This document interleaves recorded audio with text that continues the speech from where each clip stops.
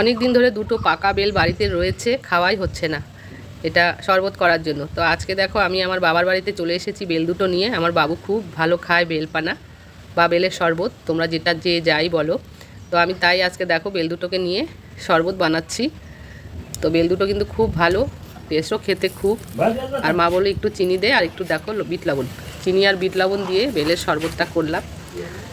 তো বেলটা কিন্তু একদম বীজ খুব কম, আর কি সুন্দর দেখেছো, একদম ঘন হয়ে গেছে। তো যাই হোক, কে কে বেলপানা খেতে ভালোবাসো অবশ্যই কমেন্টে জানিও।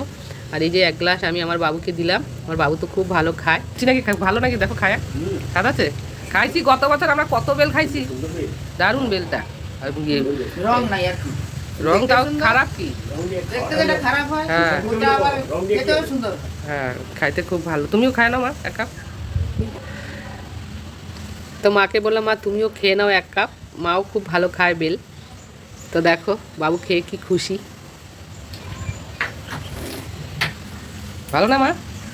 হ্যাঁ, আপনার দোষী উল্টা পাল্টা, বাবু একটু নাও। খাওয়ার লোভে উল্টা পাল্টা দোষ। দারুণ,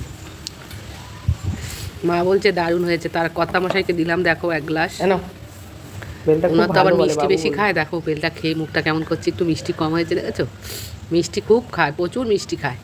আমিও একটু খেলাম, তো দারুণ হয়েছে। তো টাটা সবাইকে, আবার আসছি পরে নেক্সট ভিডিওতে, বাই।